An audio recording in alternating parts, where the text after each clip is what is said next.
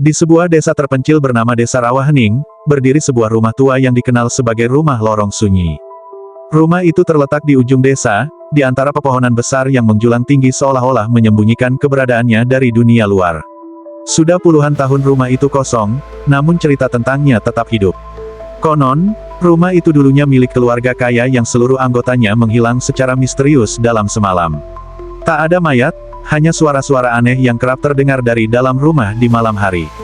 Arman, seorang jurnalis muda yang gemar memburu kisah-kisah horor untuk kanal YouTube miliknya, mendengar tentang rumah tersebut dari seorang temannya.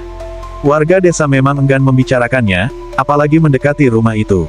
Namun, Arman adalah tipe orang yang sulit dihalangi jika rasa penasaran sudah melanda. Dengan peralatan seadanya, kamera, senter, dan mikrofon, ia memutuskan untuk bermalam di rumah lorong sunyi demi konten yang, baginya, akan viral. Setibanya di depan rumah itu, Arman merasakan hawa dingin yang aneh menyelimuti tubuhnya. Angin berhembus lirih, membawa bau tanah basah bercampur sesuatu yang busuk. Rumput liar menjalar hingga menutupi hampir seluruh teras rumah. Jendela-jendela kayunya retak, dan pintu utamanya berdiri sedikit terbuka, seperti sedang mempersilakannya masuk. Ini cuma rumah tua, gumam Arman sambil menyalakan kameranya. Tidak ada hantu, cuma cerita orang-orang yang ketakutan sendiri. Arman melangkah masuk, suara kakinya yang menginjak lantai kayu tua bergema di seluruh ruangan. Debu beterbangan ke udara, dan di dalam sana, kegelapan terasa begitu pekat. Ia menyusuri ruang demi ruang, ruang tamu, dapur, hingga ke sebuah lorong panjang yang terhubung ke bagian belakang rumah. Lorong itu terasa lebih gelap dan sempit. Dinding-dindingnya retak, seolah-olah hendak runtuh kapan saja. Saat Arman menyalakan senter dan kameranya, ia melihat jejak-jejak tangan kotor yang samar di sepanjang dinding.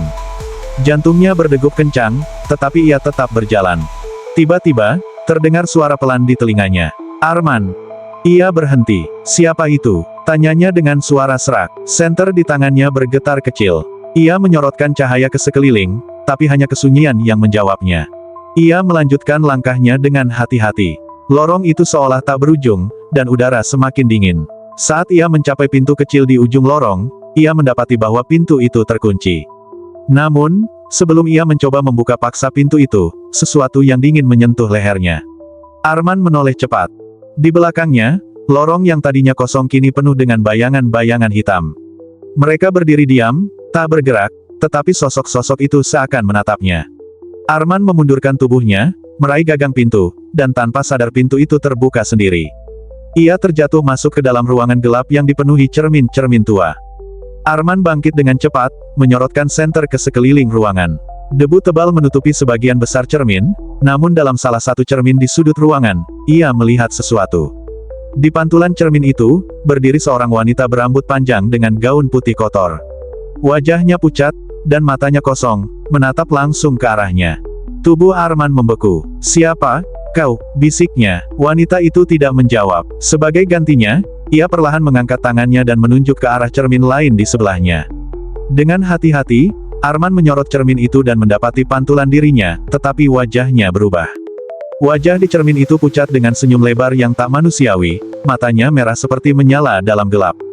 Arman berteriak keras dan berlari keluar dari ruangan itu. Namun saat ia kembali ke lorong itu kini berubah. Lebih panjang, lebih sempit, dan dipenuhi suara bisikan-bisikan yang memanggil namanya berulang kali. Arman, Arman, kamu milik kami sekarang. Suara-suara itu semakin keras, bercampur tawa seram yang menggema di seluruh rumah. Nafas Arman tersengal-sengal. Ia berlari, namun lorong itu seolah tak berujung. Kakinya mulai terasa berat, seperti ada yang menariknya ke bawah. Tiba-tiba, dari kegelapan, muncul tangan-tangan pucat yang keluar dari lantai, menarik tubuhnya. Arman menjerit, mencoba melawan, namun semakin keras ia berteriak, semakin banyak tangan yang meraihnya. Keesokan paginya, warga desa menemukan pintu rumah lorong sunyi terbuka lebar. Di halaman depan, hanya ada kamera Arman yang tergeletak. Ketika seorang pemuda desa memberanikan diri memutar rekaman di dalamnya, mereka mendengar sesuatu yang menakutkan. Rekaman itu berisi suara langkah kaki, bisikan-bisikan, dan pada akhir rekaman, terdengar suara Arman yang menjerit minta tolong diiringi tawa menyeramkan yang tak manusiawi. Semenjak hari itu, warga desa percaya satu hal, rumah lorong sunyi telah memiliki penghuni baru.